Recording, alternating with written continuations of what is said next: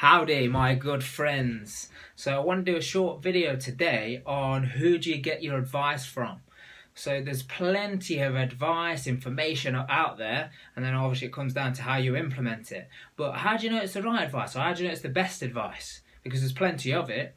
So just one thing that I look for is that one of the main things is I want to take advice from people who are already where I'm heading or where I want to be. Why? Because number one, they're going to have made the mistakes. So I can ask questions like, hey, what are the biggest mistakes I should avoid? They've tried and tested loads of different routes and probably changed their approach a few times, so they can tell me about that and speed up my learning curve. Because at the end of the day, you want to seek advice to speed up your learning curve. And the higher quality the advice is, the better that's going to work out.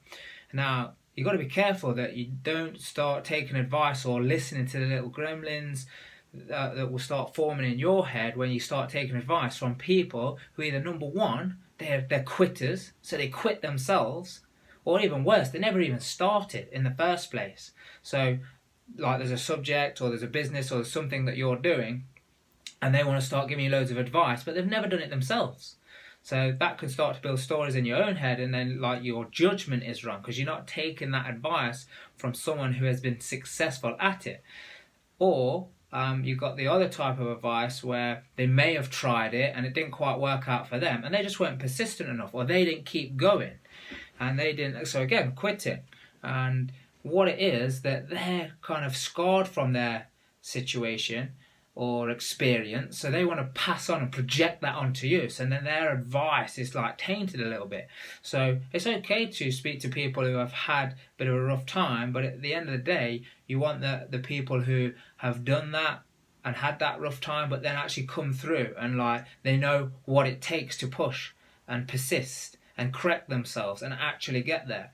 And as another like cherry on top, what you should also look for is, let's say you tick the boxes on all of those, but then not just like a one-time success thing, not just like a one business they built, like a one-hit wonder, so to say, but someone who consistently has built businesses, won deals, and done things, in your field, if that's what you're looking for.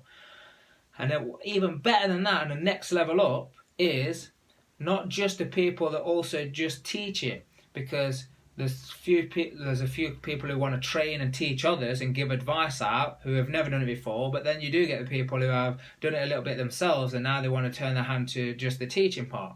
But the extra special people that I see out there in their field, they are the ones that are giving advice and giving back and contributing, and they have training courses to cut your learning curve, but they're also still practitioners themselves and operating at the highest possible level, because they learn so much while they're coaching and teaching everyone else, but they're also learning from the practicing and taking themselves to the next level, and they're always going into new things. So they're starting to like diversify and get into bigger and better things. So that's my tip. If anybody else has got any tips, I'd love to hear them on how they or who they're looking at for advice, or what criteria they might go for. Because I tell you what, there's so much advice out there, you've got to be careful where you get it from. So have a good evening, guys. I'll see you again soon.